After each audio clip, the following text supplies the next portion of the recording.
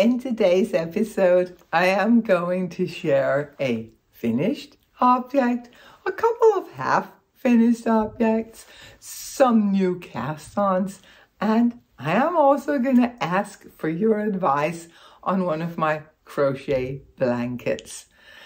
So if you're up for that, you are in the right place.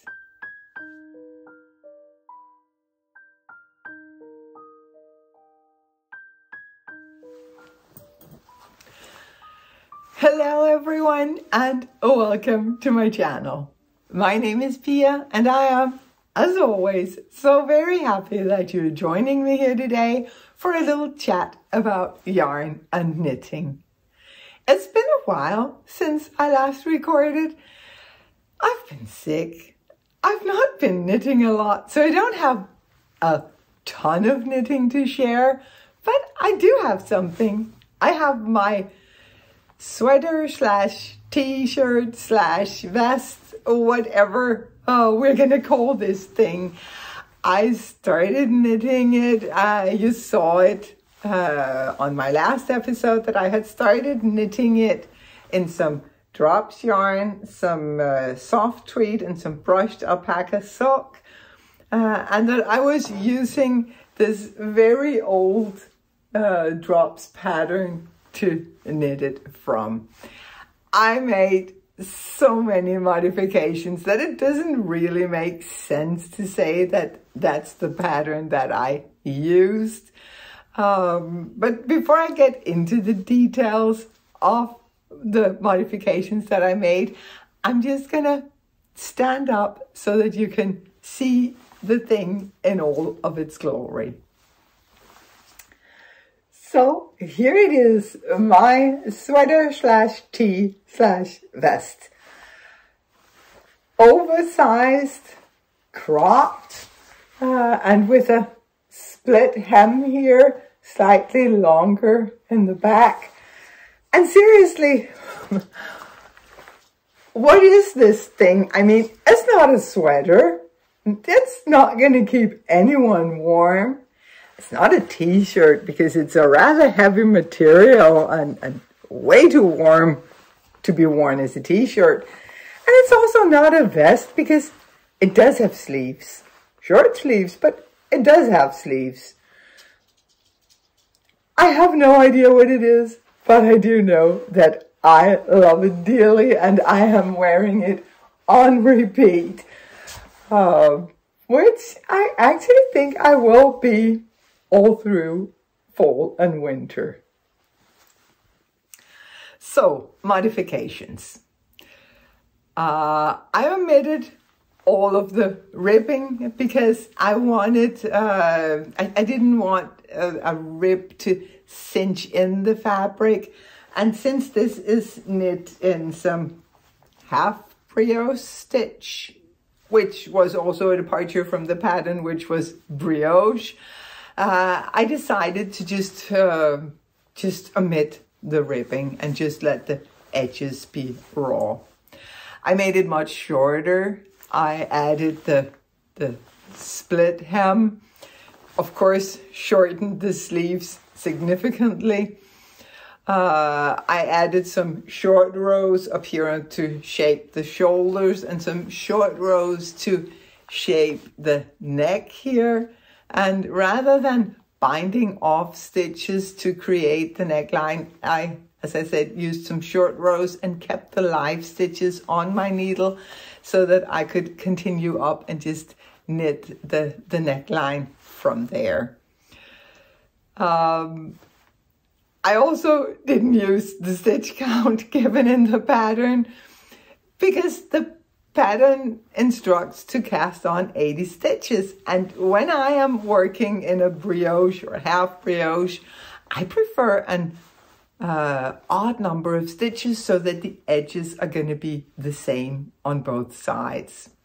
For the sleeves, I didn't even look at the pattern anymore. I just cast on the number of stitches that I thought was appropriate for me. So I can't really say that I used that pattern, but that was like my starting point. Anyway, I do love this thing. It is, yeah, I wear it all the time, and I think I'm probably gonna need one or two more in different colors. Time will tell. I do have two half-finished objects. I do have these two single socks. This one, I don't even remember if I showed it on my last podcast. It is a very simple sock. It's a picot cast on, some ribbing, and then a helical knit leg and foot, grafted toe, and then I added an afterthought heel in a different color. All of these yarns are from A Knitter's World. It's her alpaca sock yarn in the colorway Chocolate Cake, the Shadow, and the undyed color. These have not been blocked, but yeah, they're gorgeous. I love them. They fit me like a glove, and I have cast on the second sock and actually worked quite a bit on it, like so. The thing is, the fact that I had worked this much of the second sock disqualified this project from coming with me when Peter and I went to Milan for a couple of days just to hang out and enjoy spending some time together before I was going back to Denmark. I realized that I needed something small, portable, simple to knit. Socks would fit the bill perfectly, but there was just not enough knitting in that sock to get me through 2 days in Milan, a flight back to Denmark. So I decided to cast on another pair of socks, some mohair socks. This is also the alpaca sock yarn from A Knitter's World, also the colorway Shadow, so the same as the heel for this one, and then held together with her kit sock in the same colorway. And I just did some 1x1 ribbing up here and then 2x2 ribbing for the leg and the top of the foot. I actually like to have the 1x1 ribbing to like start the sock off. I could have just started with 2x2 ribbing, but I actually like the look of some 1x1 first. I did my usual short row heel, and then I did a new toe, like a rounded toe with a little colorwork pattern to it. And I also, for this one, started the second sock. I actually just turned the heel on this one, so there's not a lot of knitting left on this. But this was all the knitting that I had when I arrived in Denmark, because as luck would have it, I got sick on the plane. I was transferred to the hospital immediately. The only luggage I had with me was what I had brought to Milan, well, which were these socks. Fortunately, because I ended up being in hospital for 10 days, fortunately, I had brought my needle case and I had been yarn shopping in Milan. I am gonna, at some point, I don't know that it'll be today, but at some point I am gonna put together a little video from our trip to Milan, because we had so much fun. We did all the things that we love to do when in Milan. And of course we went yarn shopping. My favorite yarn shop was closed, summer vacation. The next yarn shop that we drove to was closed, summer vacation. But third time's the charm. And I got this yarn, which is a cotton yarn, but it is cable spun, which means that it is so much easier to work with than a usual cotton yarn. It just adds a little bit of stretch to the cotton yarn when it's cable spun, and for sure there is no splitting at all with this. So I had 3 balls. 3 balls was what she had in the yarn store. Typically a yarn store in Italy is more like a haberdashery, you would think, you would say in England. They will have things like undergarments, stockings, and a little bit of sewing supplies, and a little bit of yarn, a little bit of everything basically. So she did not have a lot of yarn, but she had these 3 gorgeous skeins, and I had those in my luggage from Milan, and I had my needle case, and I was like, I need to cast on something that is so simple that I don't have to think at all, because thinking was just that was not on the menu those days.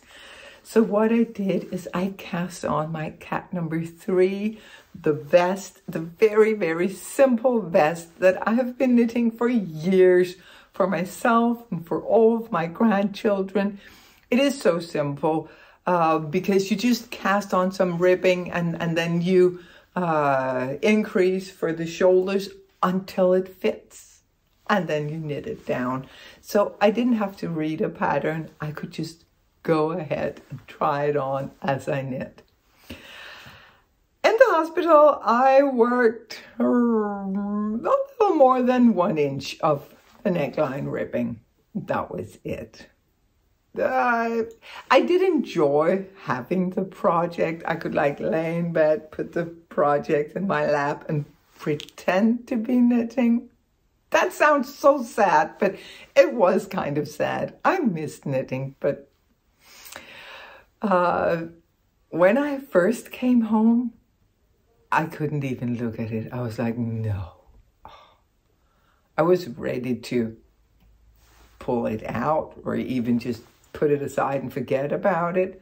But then a couple of days ago, I was like, no, I actually want that vest because I have plans for that. I wanted it to be like a tight fitting tank top more than a vest.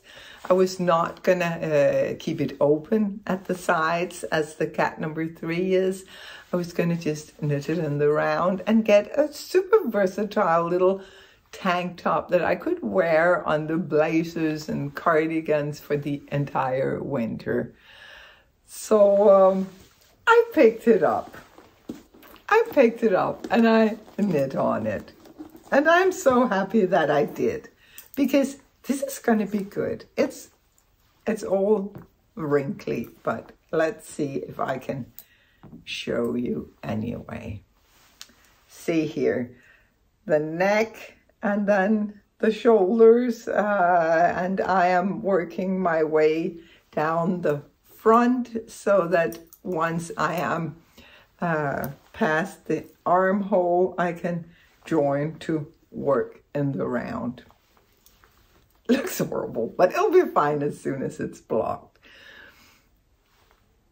I love this recipe. I mean, I can't claim that I knit from the pattern. I did not. I didn't have the bandwidth to even read a pattern, but I love this recipe where I can just knit until it fits me and try it on constantly and get the perfect little vest, or in this case actually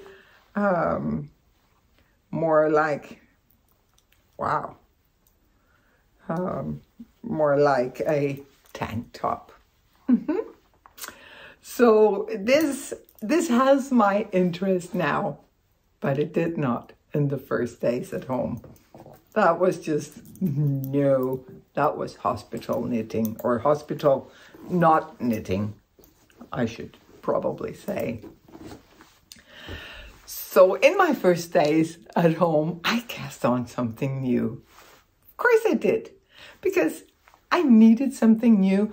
And right now, when there is something that I want, I'm going to give it to myself. As long as I am not harming myself or anyone else, then I'm just indulging in everything, every aspect of life, because I need that.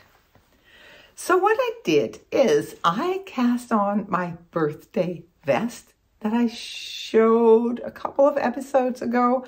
And I said, oh, I am going to work on this pattern. I'm going to update it. I am going to add some extra sizes, and I'm going to translate it into English. So that's what I am doing as I am knitting this. And my plan is I am writing the pattern as I'm knitting this. Then I will be test knitting or sample knitting for our knitathon. And if anyone wants to test knit together with me, please send me an email. Then we can test the birthday vest together during the knitathon. This one I am knitting, it is written for an Aran weight. So this one I am knitting in some Drops Air, which is a blow yarn. Super, super soft, which is why I chose it. But you could also use like a worsted weight with some lace weight mohair, or I guess a DK and a fingering would give you the same result. It's a 17 stitches per 10 centimeters or 4 inches gauge. So it's not like it's difficult to find yarn for the birthday vest, and you're not going to need a lot. The Knitathon is going to take place in October. We're going to start on Saturday, October 7, and continue into the Sunday after, Sunday the 8th. So if you don't know what you're going to be knitting for the Knitathon and you want to try your hand at test knitting, or you just really want a vest, well, write me an email and we'll figure something out. But yeah, that is basically the extent of my knitting for these weeks. I do, however, as I also said in the introduction, I have been working on my crochet blanket. I was making this blanket with these beautiful squares, it's a free pattern on Ravelry that I'm gonna link in the description box below, together with my email address and all the things that I have been talking about on this episode. And last time I was like, am I gonna use these for a blanket? Aren't they too open? Isn't it gonna be annoying? Am I not gonna get my fingers and my toes and my little pup stuck in all these holes? And one of you suggested it would look beautiful just on the back of a sofa, which is definitely true. So I continued on with the squares, but then I actually went on to make a solid granny square. I've made 2 solid granny squares because I am thinking that maybe it would look nice. Now one is blocked, one is not blocked, so they're not exactly the same size right now. But what if you would use them alternately, so that half of the squares were solid granny squares and the other half was this beautiful pattern? It would make it a blanket that would probably hold up better. And also it would make it so much more fast to finish the thing. But what do you think? Am I just being silly now? Am I just being lazy? Please let me know what you think. I'm really doubting myself on this project, but still having fun with it. So what can you do? The yarn that I'm using is some Lion Brand Mandala in the colorway. What is it called? I cannot read this. What does it say? Cool something. So someone with better, younger eyes than me can probably read that. Gorgeous colorway with a lot of the whites and the very light grays, some darker grays, and some brownish, beigey colors in there as well. So this is probably a better representation of the colors. So yeah, can you please help me? Am I being crazy for thinking that I should make half of the squares just solid granny squares? Or am I being brilliant? I can live with being crazy. I just really want your honest opinion. But yeah, that was it for the creative content. It hasn't been a lot, but then again, I haven't really had a lot of crafting time these past weeks. I am gonna share my sob story, and I totally understand if you're not here for it. This is the end of the creative content, so if you're only here for that, bye, and I hope to see you again next time. But yeah, if you want to hear my sad story, here it comes. I was talking on my last video about some gallstone terrible attacks that I had had throughout the summer, and I had had cholecystitis, which was super painful and really took me out for almost a week. So at some point, Peter and I decided, no, I should probably leave Italy and go back to Denmark, just in case that this got worse and I would need surgery. So we decided to take a couple of days in Milan together and really enjoy ourselves. We brought our little electric scooters, so we were scooting around town. We were visiting all of our favorite places. The only thing we didn't get to do this time was watch the sunset over the city from the roof of the big Duomo, the big church there.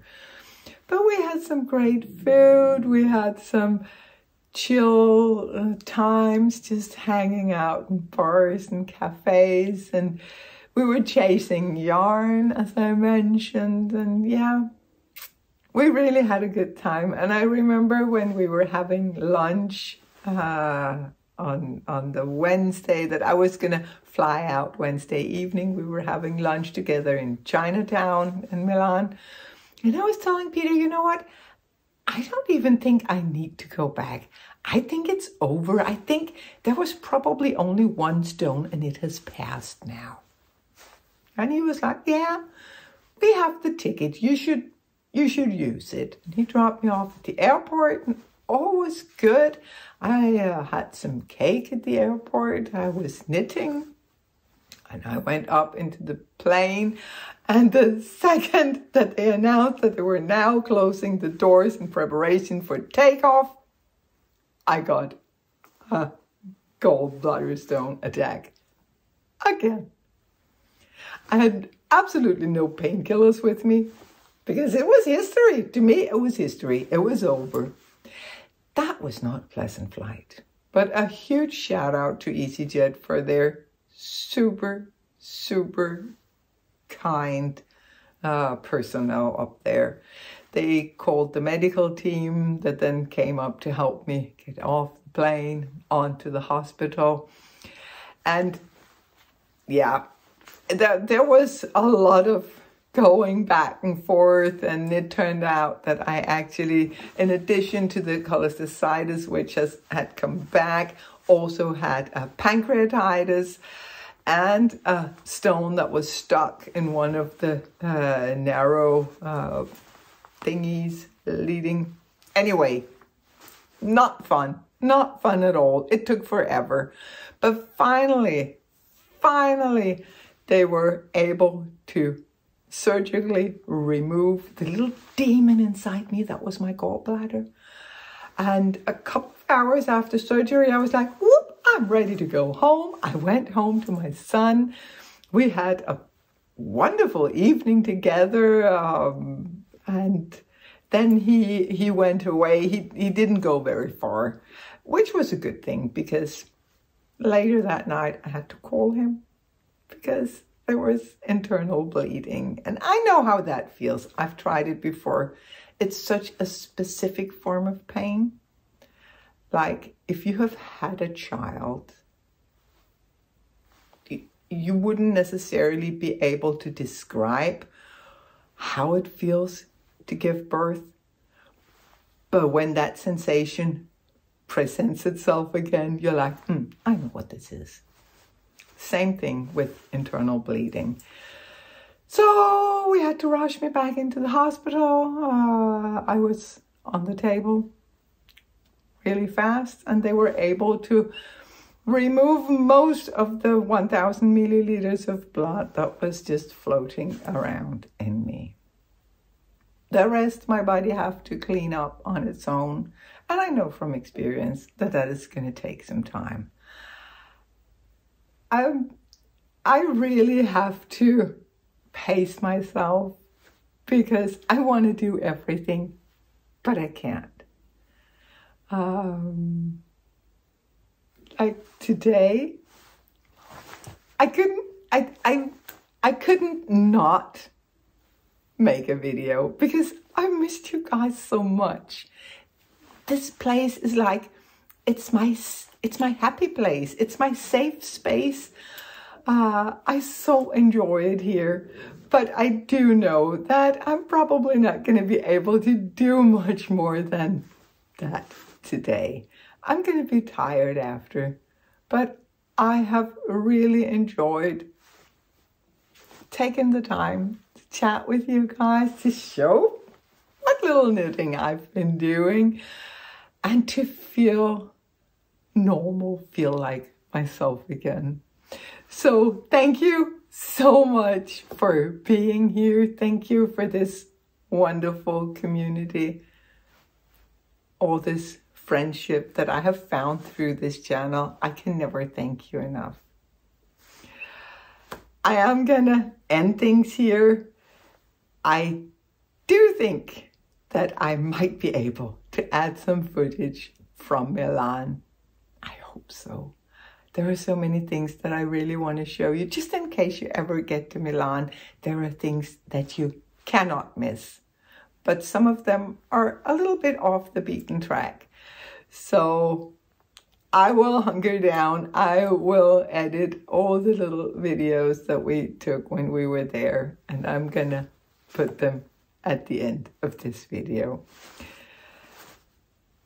I do hope that you are all well. And I hope that I will see you again next week for another podcast. Until then, keep knitting.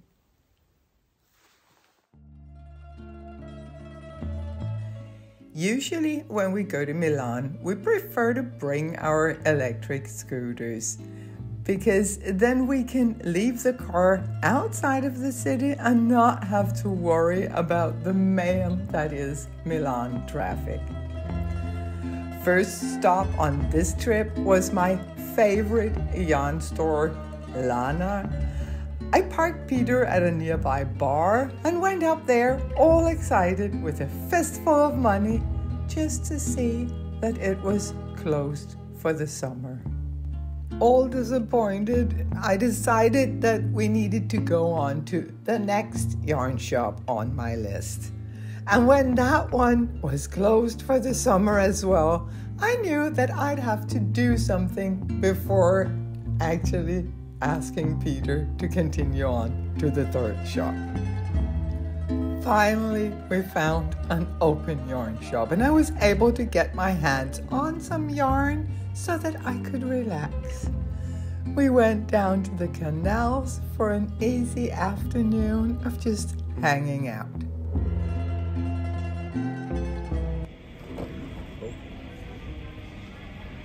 Better now? Much better.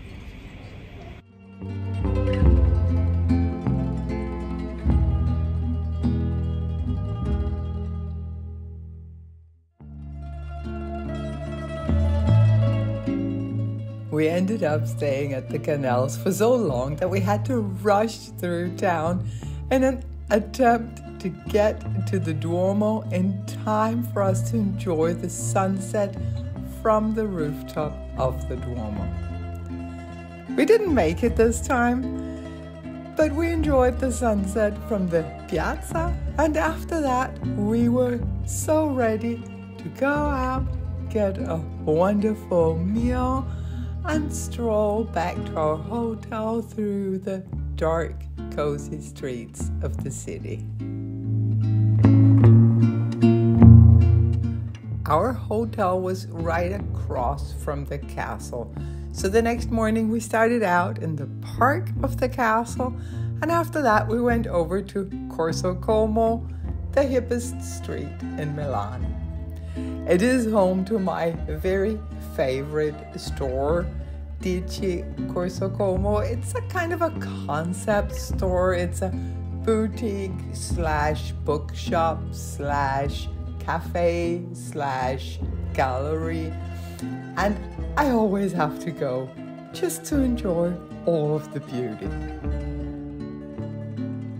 Then we went up to another favorite spot of ours in Milan, the Cimitero Monumentale, which is an amazing cemetery with just breathtaking monuments. And every time I come here, I get new inspiration for my final resting place.